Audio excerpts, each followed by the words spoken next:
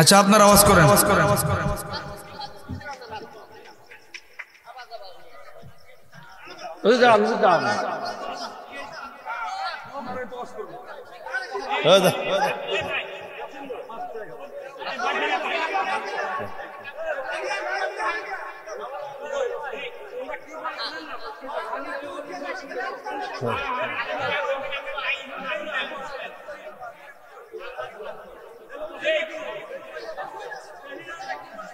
আমি কথা শেষ করবো, পরে যদি আপনার মন্তব্য থাকে আপনি বলবেন। সেটা ঠিক আছে, আপনি বসেন, আপনি যদি রাগ চলে যান। এইভাবে তো আমরা ওয়াজ করি না কোথাও বাংলাদেশের।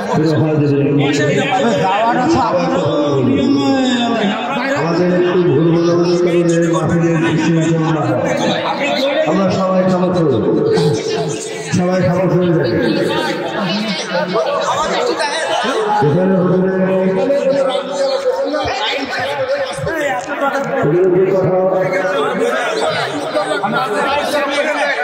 আমি রাজনীতি আলাপ করছি, একটু খামোশ হন। কথা আপনাকে বুঝতে হবে তো, আপনি কথা বললে তো হবে না। আপনি ওয়াজ করেন ঈশা না, আমি সব তারিখই বলবো। একটু খামোশ হয়ে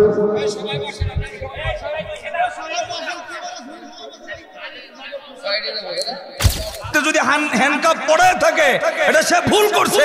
আমি এটাই বুঝাইতে যাচ্ছি, পরবর্তী সরকার যদি আসে সেও যদি ভুল করে তারও অধঃপতন হবে। কি কই কোরআন টুরান, আপনি কোরআনের কি পারেন? ধরলে তো যত মেরে সূরা ফাতিহা পারবে না, খালি কই কোরআন থেকে কথা কোন কোরআন কোনটা আবার মিয়া মেজাজ গরম করেন। কোরআন কি? কোরআনে নাই কিছু এগুলা? হুজুর আসলে যে কথা বলতে গিয়েছেন, যে ব্যাপারগুলো আপনাদেরকে বোঝাইতে গিয়েছেন, যে কোনো একটা জিনিস বোঝাইতে গেলে একটা উপমা, ধরেন 5 তারিখের কথা বলতেছে, হুজুর এই 5 তারিখের কথা যদি না বলে অন্য কিছু বলতো তাহলে আপনারা এত গরম হতেন না।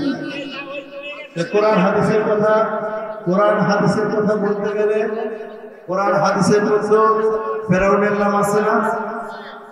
ফেরাউনের সাদ্দাত, হামান, আবু জেহেল, উতবা, সাইবা, এরা বড় বড় লিডার ছিল না? এরা বড় বড় ক্ষমতাধর ছিল কিনা বলেন? তাদেরও পতন হয়েছে। এই কথা বলতে চাইছে যে আল্লাহর জমিনে আল্লাহর হুকুম বাস্তবায়ন করার জন্য যেই সকল পন্থা অবলম্বন করা দরকার, আমরা তার থেকে বহু দূরে আছি, ঠিক কিনা? আসলে বলবার মতো কোনো ভাষা নাই।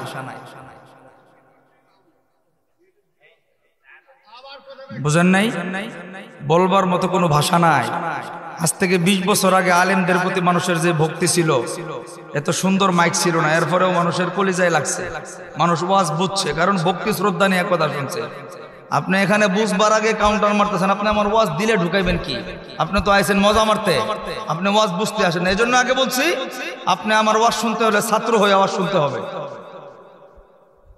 আরে ভাই, আপনি যে যাই বলেন, হাতে যদি হ্যান্ডকাপ পড়ে থাকে এটা সে ভুল করছে। আমি এটাই বুঝাইতে যাচ্ছি, পরবর্তী সরকার যদি আসে সেও যদি ভুল করে তারও অধঃপতন হবে।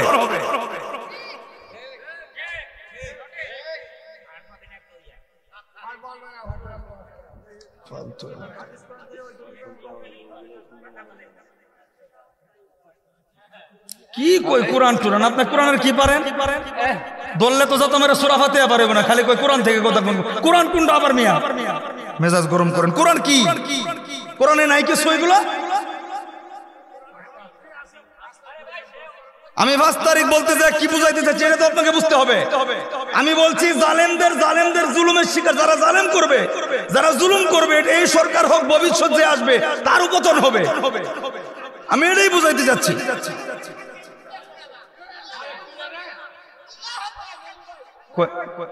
আপনি আপনার মতো করে কথা বলতে বন দেখি কই আইলাম রে ভাই। আরেকজনকে আল্লাহু আকবার কোনতে কি কইব রে ভাই?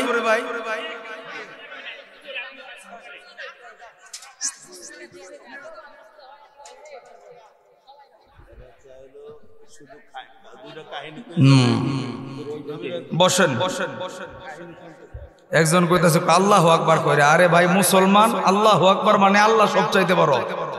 এটাই যদি আপনি বলতে না পারেন তো কিসের মুসলমান? যাই হোক, আমি যেই কথা বলতে চাচ্ছিলাম,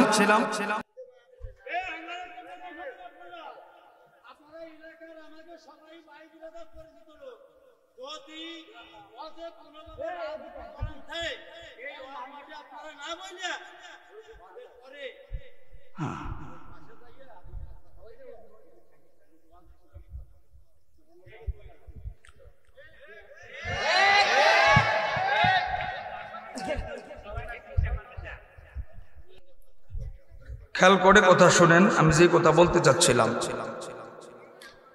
যারাই মানুষের উপরে জুলুম করবে আল্লাহ তাদেরকে, তাদের অস্তিত্ব আল্লাহ বিলীন করে দিবে। এটা প্রধানমন্ত্রী হোক আর এলাকার কৃষক হোক। এলাকার কিছু মানুষ আছে না, নিজের ক্ষমতা আছে, সন্তান আছে, পাশের বাড়ি জমিওয়ালা গরিব মানুষ, খালি তারা ঠেল্লা ঠেল্লা জমি নিজেরটা বাড়ায়। এরকম কিছু লোক আছে না, আছে না?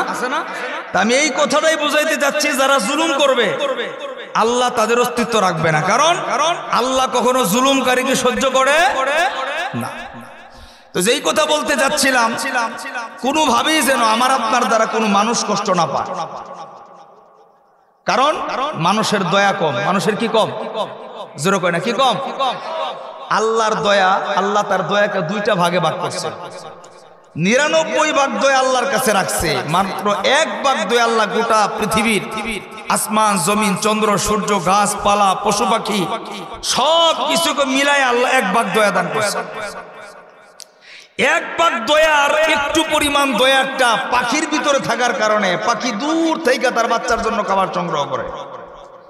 1 ভাগ দয়ার একটু পরিমাণ দয়াটা কুকুরের ভিতরে থাকার কারণে কুকুর কষ্ট করে কিন্তু তার বাচ্চা পালায় দেয় না। 1 ভাগ দয়ার একটু পরিমাণ দয়া আমার আপনার মায়ের ভিতরে থাকার কারণে যখন সন্তান প্রসব হয়, মায়ে কয় আমি মরতে চাই কিন্তু সন্তান যেন পৃথিবী থেকে না যায়। তাইলে 1 ভাগ দয়ার একটু পরিমাণ দয়া থাকার কারণে যদি আমাদের ভিতরে এত পরিমাণ মায়া থাকে, দয়া থাকে, ইহসান থাকে, যে আল্লাহর কাছে 99 ভাগ দয়া, সে আল্লাহর দয়া কম না বেশি? জোরে কয় না, কম না বেশি? আল্লাহর দয়া অনেক বেশি। এজন্য আল্লাহর কাছে যদি কোনো ভুল হয়, আপনি আল্লাহর কাছে মাফ চাইবেন, আল্লাহ মাফ করে দিবেন। কতটুকুন ভুল এটার কোনো সীমাবদ্ধ নাই। কিন্তু যদি বান্দার কাছে আপনি বান্দাকে কষ্ট দেন, বান্দার হক নষ্ট করেন, তাহলে বান্দা যতক্ষণ মাফ না করবে আল্লাহ আপনাকে মাফ করবে না। আমাদের সমাজে জুলুমের অনেক প্রকার আছে।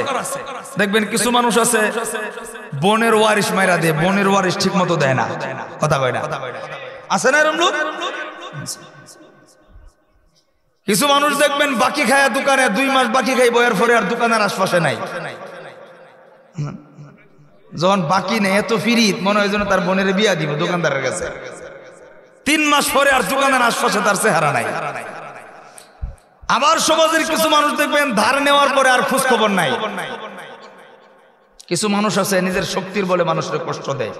মনে রাখবেন, নবীজি বলেন, আমার উম্মতের কিছু উম্মত হাসরের ময়দানে দাঁড়াবে যাদের নেকি পাহাড়কে পাহাড় পরিমাণ থাকবে, কিন্তু এই এত পরিমাণ নেকি থাকা সত্ত্বেও এই মানুষগুলি ফকির হয়ে জাহান্নামের ভিতরে ঢুকবে। সাহাবীরা প্রশ্ন করলেন, নবীজি এটা কেমনে সম্ভব? নবীজি ডাক দিয়া বললেন, সাহাবীরা এটা এইভাবেই সম্ভব যে দুনিয়াতে 10 টাকা বাকি খাইছিল কিন্তু দেয় নাই। কাল কিয়ামতের ময়দানে এই দোকানদার যে হাসরের ময়দানে আল্লাহর সামনে দাঁড়ায় বলবে, আল্লাহ আমি এর কাছে 10 টাকা পাই, তখন তো আর আপনার পকেটে টাকা নাই। তখন আপনাকে কি দিতে হবে? আপনার ইবাদত তার আমলনামায় দিয়ে দিতে হবে। দ্বিতীয় নম্বর, আপনি নজর করে দেখবেন একজনকে গালি দিছিলেন, এই মানুষটা হাসরের ময়দানে দাঁড়ায় যাবে। তৃতীয় নম্বর, বোনের ওয়ারিশটা আপনারা রেখে দিছিলেন, দেখবেন এই বোন হাসরের ময়দানে দাঁড়ায় যাবে। আপনার কোনোভাবে যদি কারো হক বিন্দু পরিমাণ নষ্ট করে থাকেন, রাসূল বলেন এই মানুষগুলি হাসরের ময়দানে দায়া আল্লাহর কাছে বিচার নালিশ করবে, বিচার দিবে। তখন তার আমল থেকে আমলগুলি কাইটা কাইটা আপনার আমল আরেকজনকে দিবে। শেষ পর্যন্ত আপনার ভান্ডারে কোনো আমল থাকবে না। রাসূল বলেন এই মানুষটা এত পরিমাণ ইবাদত থাকা সত্ত্বেও ফকির হয়ে জাহান্নামের ভিতরে ঢুকবে। এজন্য সারা রাত্র তাহাজ্জুদ পড়ার নাম আল্লাহওয়ালা না, গুনাহ থেকে বাইচা থাকার নাম হলো আল্লাহওয়ালা। বুঝেন নাই? একজন সারা রাত তাহাজ্জুদ পড়ছে কিন্তু ফজরের নামাজ পড়ে নাই, লাভ কি? এক বেড়ায় সারা বছর তাবলীগ করে কিন্তু বাপ মার খেদমত করে না, লাভ কি? একবার সারাদিন রোজা রাখে কিন্তু সন্ধ্যাবেলা মিথ্যা কথা কয়, তার রোজা দিয়ে লাভ কি? নফল রোজার কথা বলতেছি। এজন্য যতটুকু সম্ভব গুনাহ থেকে বাঁচবার চেষ্টা করো। আমার আপনার দ্বারা যেন কোনো গুনাহ না হয়, এটা জবানের দ্বারা হোক, হাত দ্বারা হোক, চোখের দ্বারা হোক। কারণ মানুষ যেন আমার আপনার দ্বারা কোনোভাবেই কষ্ট না পায়। আল্লাহর হক যদি ভুলক্রমে নষ্ট হয়ে যায়, আল্লাহর কাছে মাফ চাইবেন, আল্লাহ মাফ করে দিবে। কারণ গোটা পৃথিবীর সব মাখলুকের চাইতে আল্লাহর কাছে 99 ভাগ দয়া বেশি। জোরে বলুন সুবহানাল্লাহ।